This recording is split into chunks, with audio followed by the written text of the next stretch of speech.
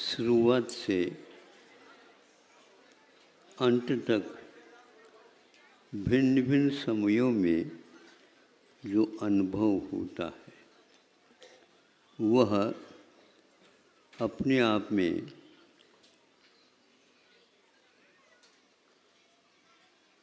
एक शोध जैसा अनुभव होता है। बोध का होना और शोध का होना, इसमें बहुत अंतर है। तैरना और डुबकी लगाने में जो अंतर है वही अंतर लगभग बोध में और शोध में है। आज का युग बोध कम शोध का ज़्यादा लगता है। आप लोगों को कैसा लगता है? कुछ तो लगता होगा। थीसिस की बात करता, अनुसंधान की बात करता है, अनुमान की बात करना भूल जाता है,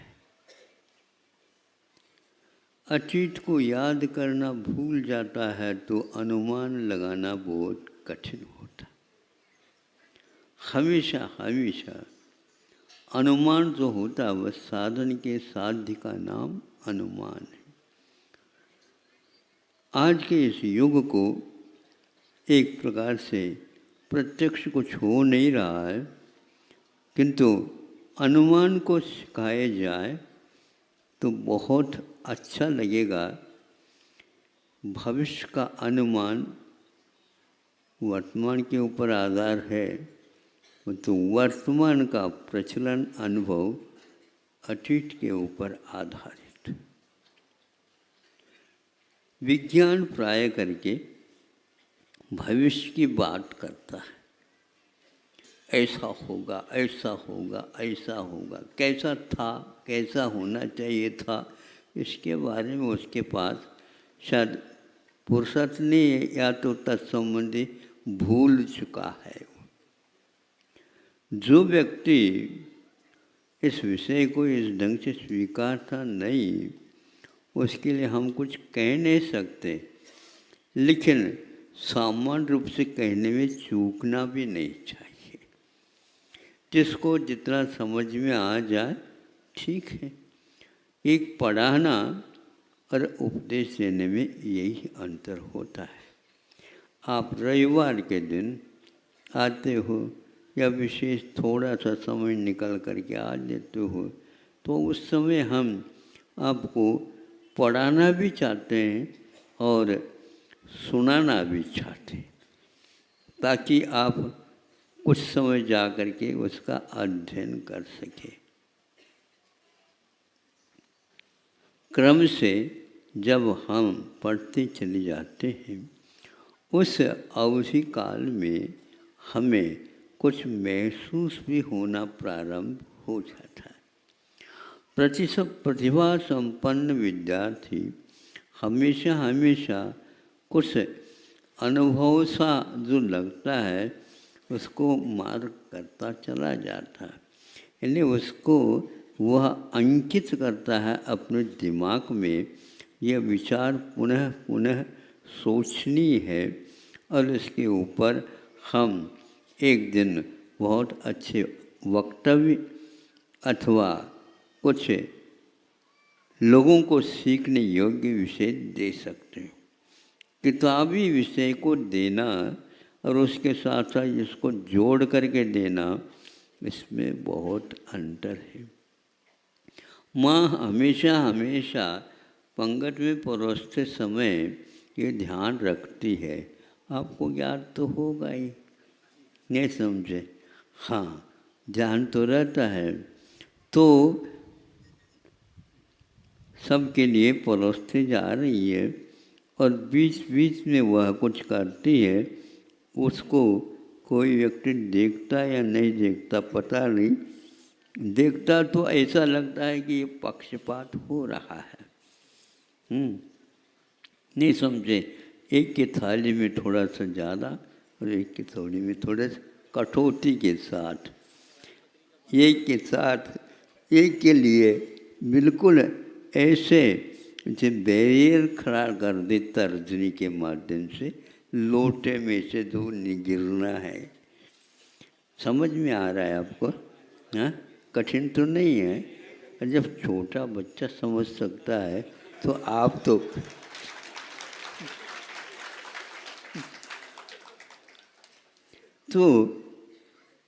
छोटे ने कहा, छोटा भैया ये क्यों करते हैं ऐसे? मुस्कान के साथ उसने उत्तर तो नहीं दिया, न ऐसा नहीं, आपको बताना होगा, आपको बताना होगा। तो बाद में बता देंगे बेटा, बाद में फिर क्या होगा, अभी परोसने का काम है, बता देंगे, हम अवश्य बताएंगे बेटा। अब बाद में वो पुनः पूछा, कई बार हमने देखा तो ऐसा होता था, ऐसा क्यों होता? देखो बेटा, उनको भी पहले ऐसा ही करते थे, नहीं समझे? जब तक उदाहरण नहीं देंगे वो चुप नहीं बैठेगा। हमें चुप कर देगा वो, लेकिन उसको चुप करना तो आवश्यक है। जितनी जो है उतनी उन्हें जो उम्र जो है उसकी जितनी थी उस समय तुम्हारे लिए भी ऐसा किया जाता तो उसको भी ऐसा ही करते थे। ऐसा क्यों किया जाता है? हमेशा हमेशा एक सा होना चाहिए। तुम हमेशा एक सा कहाँ, तुम तो बड़े जा रहे हो, जितने बड़े होते जा रहे हो वैसे वैसे तुम्हारे देते रह जा रहे हैं। अच्छी बात है। तो बड़ों का अलग होता है, मतलब छोटों को अलग होता है, लेकिन छोटा ही बड़ा होता है क्या बेटा? बड़ा अपने बड़ा बन कर के आता, बताओ। हाँ, ये तो समझ में बात आ गई। तुम्हारी अभी यकृत जो है, जिसको लीवर बोलते हैं, वह कमज़ोर है। बार बार जल्दी जल्दी मान लो बुखार आ जाना, नज़ला हो जाना, नहीं समझे तो ये होता है। नज़ला का अर्थ मालूम है आप लोगों को? हाँ, जुकाम। हाँ, ये जुकाम खाम खाम नहीं रहता है, हाँ, जुकाम है वो। तो नज़ला क्या होता है? नज़ला बता रहा है स्वयं शब्द, नज़ला, नहीं समझे? निर्जला जैसा, पानी की कमी से और गर्मी बढ़ने से नज़ला होता है। कुछ लोगों का कहना है ठंडक से होता है, ऐसा नहीं। ठंडक से तो भीतर गर्मी जलना प्रारंभ हो जाती है, इसलिए भूख खुल करके लगती है। और ये जो होता है उसमें इस ढंग से नहीं होता। अच्छा, नज़ला ये बताता है एकांत से पित्त के कारण भी नज़ला होता है, और अन्य और निमित्त मिलने से भी होता है। तो इसी प्रकार यहाँ एक प्रकार से अवधि रहती है, जो हमारे जीवन में पाठ्यक्रम चलता है उसको आत्मसात करते चले जाते हैं, तो अपने आप बिंदु मिलती चली जाती है। आपको पढ़ाया जा रहा है, वह बिंदु से पढ़ाया जा रहा है कि किससे पढ़ाया जा रहा है ये मतलब नहीं, किंतु पाठ्यक्रम के बीच बीच में कुछ ऐसी बिंदु मिलती है जो गुरुजी के लिए भी थोड़ा सोचना आवश्यक हो जाता है। वो भी अपनी गति को थोड़ी से बदल देते हैं। कौन से शब्दों के माध्यम से इस विषय को मैं स्पष्ट कर लूँ?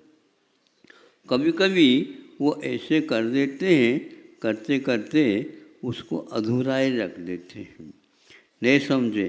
ताकि यह भी सोचना बंद न करें, किंतु घर में जाकर के जितना बताया उतना तो तैयार कर ले।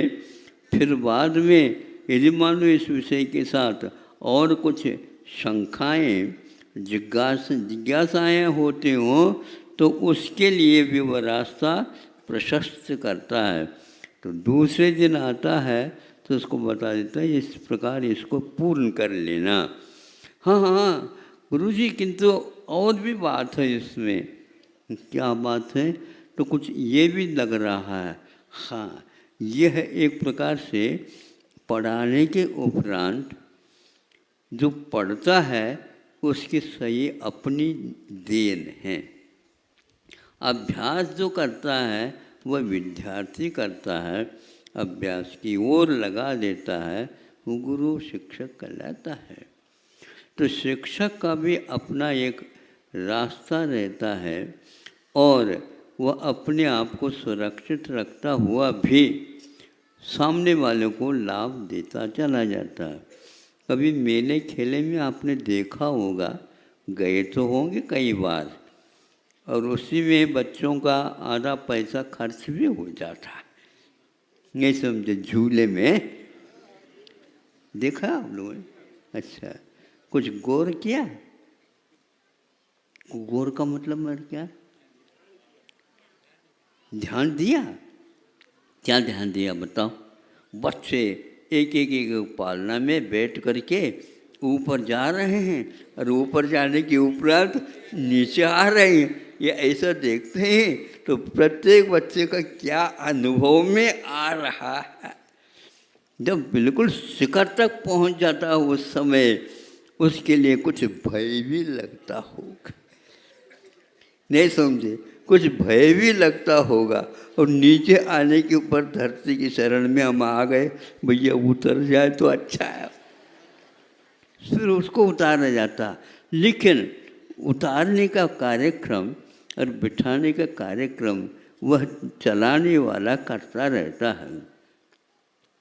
देखो उस प्रकार वह हाथ यूं यूं करता रहता है, नीचे के ऊपर की ओर पालने चले जाते हैं।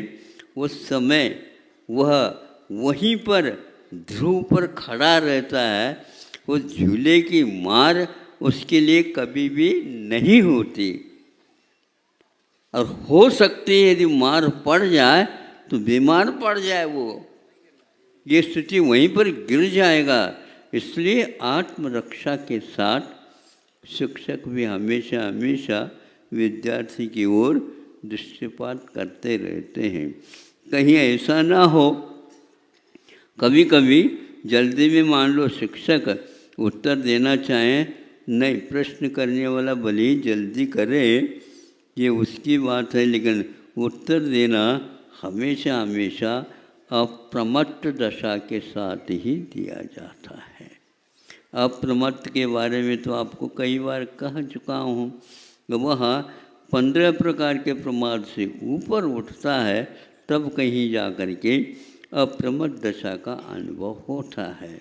तो वह बच्चा यदि पूछता है तो अप्रमत्त होकर के जब पाठ को अच्छे आत्मसात कर लेता है तो उसके दिमाग में शंका उत्पन्न हो जाती है। ये प्रश्न है उसका, ये शंका है उसका, गुरुजी का नहीं शंका। गुरुजी के पाठ के ऊपर जब अध्ययन प्रारंभ किया जाता है तो शंका होना स्वाभाविक है। और प्रश्ना के इसी के अर्थ को प्रश्नावली कहते हैं कि वह सुन लेता है, वासना हो जाती है, किंतु पूछता है उस समय उसके दिमाग में आता है। उस समय शिक्षक सोच सकता है इतनी उम्र में इसने जो प्रश्न किया है, हमने उस समय पढ़ना भी अच्छे ढंग से नहीं आता था और इसने मेरे लिए भी हैरान में रख दिया। हैरान होता है कभी कभी, क्योंकि वह जल्दी में उत्तर नहीं दे सकता। जो जल्दी में उत्तर देता है वह वस्तुतः शिक्षा की कमी मानी जाती। हाँ, आप जल्दी में पढ़ सकते हो लेकिन पढ़ाते समय वो जल्दी नहीं कराते। ऐसे बोलते हैं वाक्य जिसके द्वारा वह सुन करके उसको पूर्णतः लिख भी सकता है बच्चा। किंतु जल्दी आप करेंगे तो आज 12वीं कक्षा के बाद जल्दी हो रही है। आज 12वीं कक्षा के बाद जल्दी हो रही है। क्या जल्दी है? महाविद्यालय आ गया, अब विद्यालय छूट गया, महाशब्द लग गया। ये क्या है? इसमें तो पढ़ाने का उपक्रम प्रायः गायब हो चुका है भारतवर्ष में। तो हम थोड़ा सा पूछते हैं, क्यों ऐसा होता है क्या? हाँ महाराज, बिल्कुल हो रहा है। अभी आप कम कह रहे हो, लेकिन इससे भी बहुत ज़्यादा हो रहा है। इतनी अति हो रही है कि हमारे लिए कभी पूछने के साहस ही नहीं हो पाता। ये ऐसे पढ़ाते हैं, क्या पढ़ाते हैं उन्हीं को मालूम, या तो विद्यार्थियों को मालूम। न अभिभावक जानते हैं और न कोई व्यक्ति जानता है। ऐसा नहीं, पढ़ाने का अर्थ अलग होता है और एक प्रकार से प्रवचन देना या भाषण देना अलग होता है। इसको वक्तव्य बोलते हैं। बोलने योग्य तो होता है, कहने योग्य तो होता है, सब कुछ होता है, लेकिन उसके बीच में बिना फुल स्टॉप के लगातार धारावाहिक जो होते हैं उसका अर्थ कम पकड़ में आता है। शब्द तो यूं जैसे झूले जा रहे हैं ऐसे जाते रहते हैं। शब्द का अर्थ वहीं पर अभिव्यंजित होना चाहिए, स्पष्ट होते जाना चाहिए। वक्तव्य का अर्थ ये नहीं हमने कह दिया, इसलिए कहने योग्य क्या है उसका नाम वक्तव्य है, कहने योग्य का नाम है। उसमें एक शब्द भी इधर उधर का नहीं होना चाहिए। इसीलिए आज महाराज महाविद्यालय में तो कुछ पढ़ाई होती नहीं, तो पढ़ाई आपको छोड़ देना चाहिए। मतलब छोड़ देना चाहिए, यदि छोड़ दें तो प्रमाण पत्र मिलने वाला नहीं। मतलब ये है कि बिना पढ़े भी प्रमाण पत्र मिल सकता है, किंतु जाना अनिवार्य है। क्योंकि उनका जो वेतन चलता है वो उसी के ऊपर केवल हाजिरी लेना। यदि ऐसा हो रहा है तो 12वीं कक्षा तक ही ठीक। भले ही माँ शब्द नहीं लगता है, लेकिन उसको यदि आत्मसात अच्छे ढंग से कर लें तो आगे की कोई आवश्यकता नहीं। ऐसा ही होता रहता, इसको पढ़ाना नहीं कहलाता है। यह एक प्रकार से स्पीकर बोलते हैं इसको, कहीं कहीं पर हाँ स्पीच देते हैं। स्पीच देने के उपरांत कोई हम कुछ लिख भी नहीं सकते। आप तो सुनते जाओ, तो कुछ थोड़े पूछते हैं, अपने आप ही आपको आ जाएगा। ये दोबारा आप पढ़ते जाओ। आपने क्या पढ़ा ये याद नहीं तो मैं अपने आप में क्या पढ़ूंगा। तो फिर ऐसा कर लेना, हमारे घर आ जाना। मैं धीरे धीरे आ रहा हूँ खिसक करके, आपको समझ तो नहीं हुआ? 2 मिनट और ले लेता हूँ, आपको समझ में बात तो आ गई, मुझे समझने में बरसों लग गए। बरसों लग गए।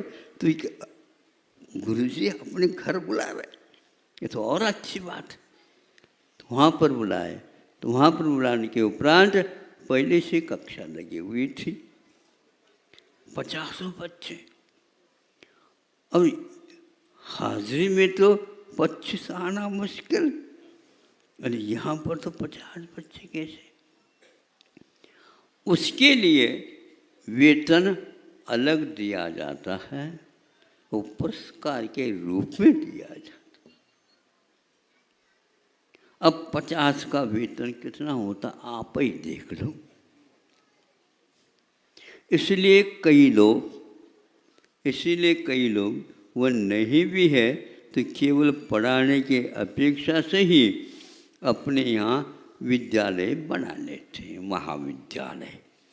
और उसमें बच्चे सुनते हैं 50 एक साथ कर सकते, 100 भी आ जाए तो कोई बाधा नहीं, मतलब वो प्रवचन हॉल से कम नहीं होता।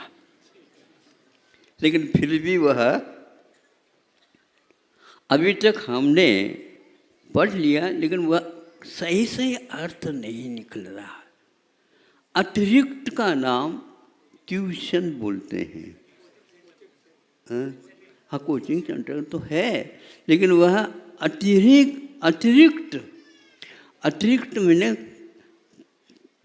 पाठ्यक्रम से अतिरिक्त या पाठ्यक्रम के अंतर्गत है। पाठ्यक्रम के अंतर्गत यदि है तो फिर अतिरिक्त की क्या आवश्यकता है? यदि अतिरिक्त है तो पाठ्यक्रम की क्या आवश्यकता? बताओ। धीरे धीरे ताली बजाओ, नहीं बोला तो अच्छा है।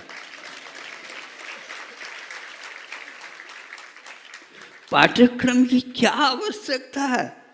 अतिरिक्त दे रहे हैं।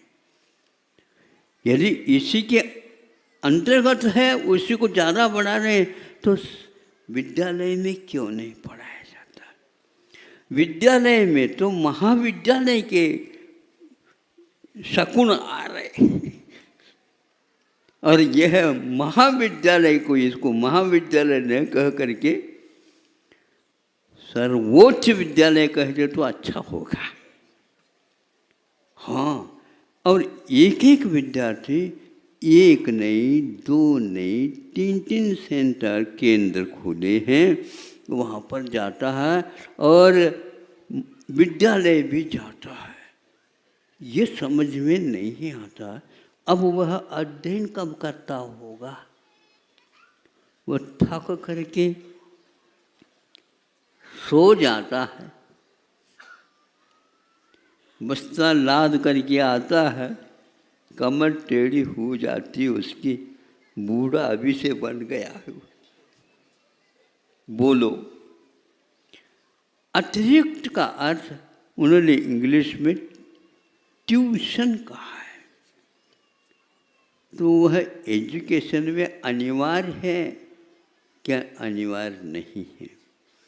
इसका कोई भी उत्तर नहीं देता। उत्तर देने की कोई आवश्यकता इसलिए नहीं है, उधर से तो वेतन बंधा हुआ वह सरकारी है, और सरकार जो है ना, इसके लिए छूट भी इसलिए दिया है कि हमारे बच्चे अच्छे हो जाएंगे।